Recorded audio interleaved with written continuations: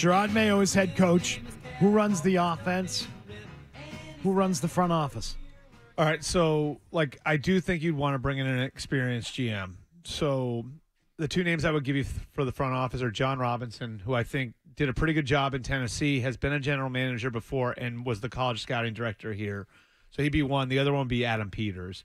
If you wanted to go with somebody who's got a little more experience outside, he hasn't been a GM, but he won a championship in Denver. He's been to a Super Bowl in San Francisco. So he worked under John Elway and with John Fox and Gary Kubiak with the Broncos.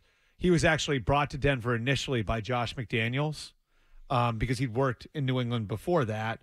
And then in San Francisco, obviously was brought there by John Lynch, who had, worked a little bit with the Broncos to learn the ropes under Elway. So those would be the two names on the personnel side. On the coaching side, now I think it'll probably be O'Brien if Mayo stays, right? I think if it's Mayo, Billy stays. But yeah, I think so too, and I agree with that. But if you're talking about wanting to look outside, right? And I think what everybody would be looking at is how do we get a Shanahan guy in here, right?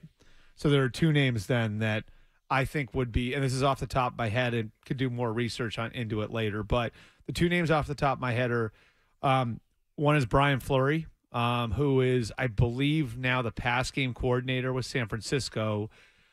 He is the next one in that line. And so, Bobby Slowick was taken. So you had Mike McDaniel, who was sort of Kyle's right-hand man. He goes to Miami. Then Bobby Slowick moved into a version of that role over time when Mike LaFleur left, right? So Mike LaFleur leaves. Then Bobby Slowick becomes kind of the next guy up. D'Amico takes him to Houston with him, and he's obviously done a great job with C.J. Stroud down there. Brian Fleury is the next one. So he's the pass game coordinator, but Kyle calls the plays. Right. So what's that dynamic work? Explain that, because you had McDaniel, who was run game coordinator. He would say, go put the run. Yeah. Go install the run. So the run game coordinator now is Chris Forrester in San Francisco, who Chris is very well respected. He had a tough incident, I'd say 5 or 6 years ago that you guys might remember. But Chris Forrester is an older guy, has been in the Shanahan system forever. And so he's the run game coordinator, and then Fleury, I believe, is the pass game coordinator. I'm not sure the if he former Miami officially guy, has a right? title. Chris Forrester, it's not the former Miami guy, right? Mm-hmm. That's him. Yeah. Oh, yeah. Oh, that guy. Yeah. He likes to get it going. He likes to get the party started. You're up all night watching film. A little marching powder. A little boost. Yeah, so and then just to release some of that natural energy, And then the other guy, 7's a magic number. It's natural. The other guy I would give you number's 8. as a name that I think would be really interesting for Patriots fans to keep an eye on would be Zach Robinson, who's the pass game coordinator in L.A., who actually played for the Patriots.